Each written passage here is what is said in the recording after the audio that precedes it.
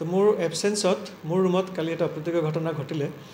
Mayor কাৰ্যালয় বুলি কথা নাই, এইটো আমাৰ চবকে মোৰ যিহেতু মোৰ কোনো হেৰি নাই, গতিকে মেয়ৰ নাই সেই সময়ত মেয়ৰ নাই, তেওঁ কি কৈছে মই নাজানো, মই কথা পাতিম। যিয়ে নহওক এইবোৰ মিউনিচিপালিটিৰ ইমান 150 বছৰীয়া বেছি হ'ল, তাৰ এটা কালিমা লাগিলে। ডেপুটি মেয়ৰৰ লগত কিবা এটা গণ্ডগোল হ'ল, কি কাৰণটো একজেক্টলি মই ঠিক নাজানো, যিহেতু মই ঘটনাস্থলীত উপস্থিত নাছিলোঁ। আৰু মই ভবা নাই তেওঁ এনেধৰণৰ কথা ক'ব বুলি, কাৰণ যিহেতু মেয়ৰ সেই সময়ত উপস্থিত মোৰ অফিচাৰখিনিৰ লগত মোৰ কথা হৈছে, আৰু তেওঁলোকে যিহেতু সময়মতে নিৰ্দিষ্ট কৰি দিয়া কামবিলাক তেওঁলোকে নকৰে। কিন্তু শুনিছোঁ যে তেওঁ ডেপুটি মেয়ৰ ডাঙৰীয়া মোৰ ৰুমৰ টেবুলখন ভাঙিলে, গ্লাছ টেবুলখন, আৰু ইয়াত লক এটা আছিল, দৰ্জাৰ লকটো ভাঙি দিছে, সেইটো চেঞ্জ কৰিব লাগিব। আৰু এনেকুৱা ধৰণৰ এনেকুৱা বিৰাট ডাঙৰ কিবা ঘটনা ঘটা নাই, যিহেতু মেয়ৰ সেই সময়ত নিজেই নাই, তেওঁ কেনেকৈ গম পাব?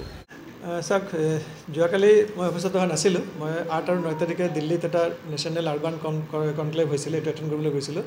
আমাৰ কমিশ্যনাৰ ডাঙৰীয়াও গৈছিলে তাত। তো কালি ৰাতিপুৱা মই আহিলোঁ 9:30 10টা বজাত আহি পালোঁ ডিব্ৰুগড়। তাৰপিছত কমিশ্যনাৰ ডাঙৰীয়া দুপৰীয়া অহাৰ কথা।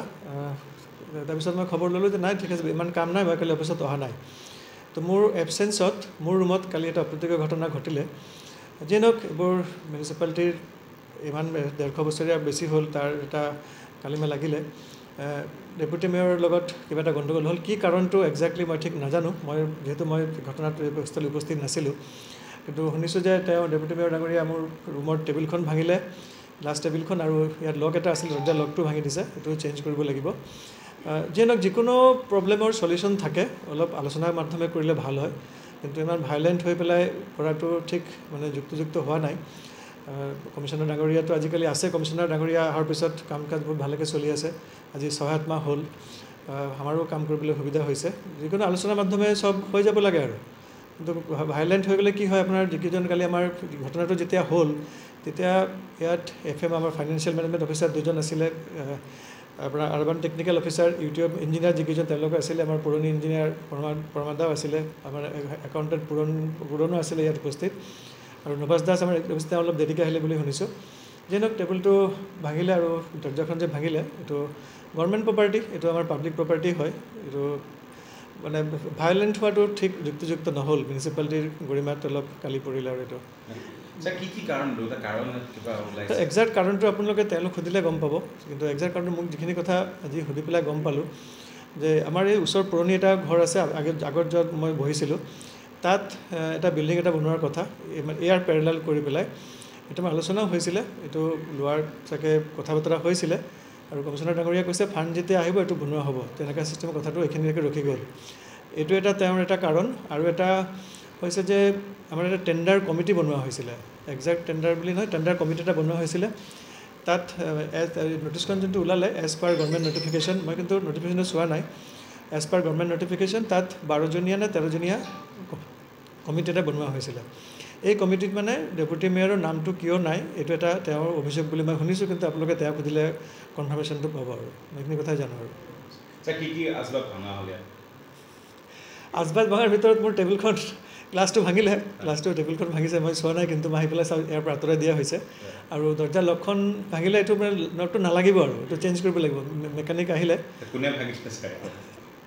ভাঙিছে, ডেপুটি মেয়ৰ ভাঙিছে বুলিতো শুনিছোঁ, কিন্তু মোৰ এবচেন্সত হৈছে কাৰণে লাট মৰা হৈছে, যিকেইজন আছে আমাৰ তেওঁক কৈছে দুৱাৰ লাট মৰা আছে, এইটো দি পেলাই সেইকাৰণে ভাঙি গ'ল। এটা ইমান লক, হেভি লক ভাঙাটোতো পাৱাৰ নিদিলেতো, শক্তি প্ৰয়োগ নকৰিলেতো নাভাঙিব, এইটোৱে কথা। কিন্তু আপোনালোকে ডেপুটি মেয়ৰৰ কথা পাতিলে ভাল কৰিব, কাৰণ কি কাৰণে ঘটনাটো ঘটিলে, বা গভৰ্ণমেণ্ট প্ৰপাৰ্টি যে ডেমেজ হ'ল, এইটো আলোচনাৰ মাধ্যমে হ'ব লাগে, চব কিছু আলোচনাৰ মাধ্যমে হ'লে ভাল হয়। আৰু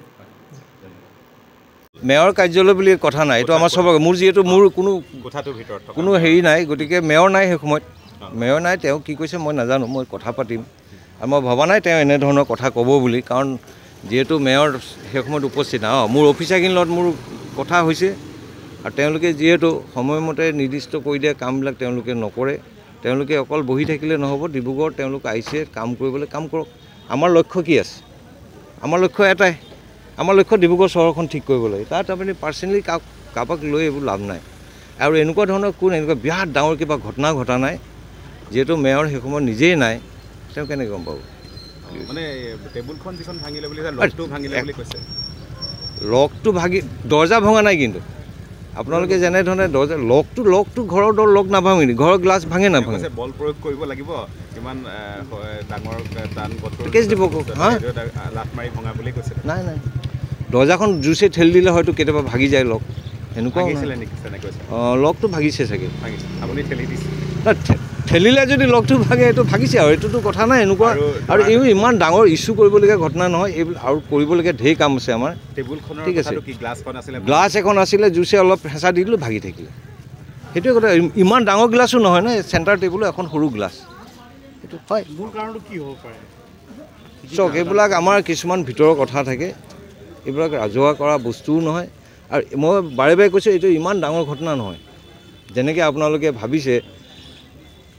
কি ক'ম আপোনাক, ইমান ডাঙৰ ঘটনা যিহেতু নহয়, এইটো সৰু আমাৰ নিজৰ ইন হাউচ কিছুমান থাকে, কেতিয়াবা মানুহৰ ঘৰতো হয় কেতিয়াবা, নহয় জানো? এইটো চৰকাৰী কাৰ্য, আমিওতো চৰকাৰী মানুহে বৰ্তমান, হয়নে?